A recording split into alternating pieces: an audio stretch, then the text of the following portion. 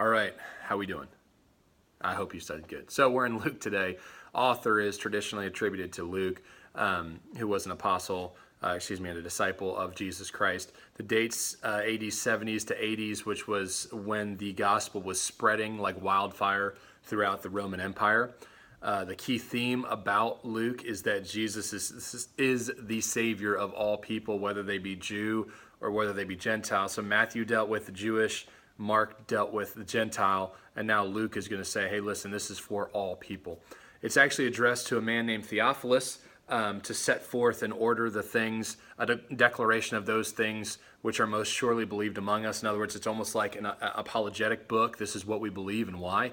It's unclear who Theophilus was, but there's lots of people who believe he was a Roman official, and so therefore that's why he was writing to them to declare why they believed in Jesus. Luke is going to trace the genealogy of Jesus beyond Abraham, who is a patriarch of the Jews, all the way back to Adam, and go all the way through there, who was the common ancestor, obviously, of everyone. So he'll trace back and say that he did come. He's 100% man, 100% God.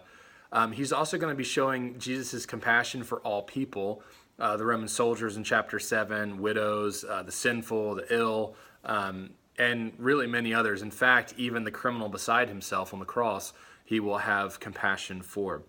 As with all the other Gospels, Jesus details his resurrection, his appearances to two believers on the Emmaus Road, and the remaining 11 disciples. As the Gospel ends, Jesus is ascending into heaven, which is kind of setting the stage for Luke's book of Acts, which we'll see after the next time, which is John. But we kind of see that sequel being set forth as Jesus ascends into heaven, then it's ready for the church to really begin in full. There's lots of quotable verses, again, in all the Gospels. We have lots of coffee mug verses. Chapter 12, verse 34, for where your treasure is, there will your heart be also. I say unto you likewise, joy shall be in heaven over one sinner that repents. It's chapter 15. Chapter 19 says, for the Son of Man has come to seek and to save that which was lost. One of the unique things or unusual things about this book, not really unusual, just unique, is that Luke is the only gospel to share a couple of parables or stories that Jesus tells. The Good Samaritan in chapter 10, the prodigal son in chapter 15, and then the rich man and Lazarus in chapter 16. So he is the one who kind of details those things, but he's also the only one to detail the birth and words that he spoke in childhood in chapter 2. So just some interesting facts about Luke.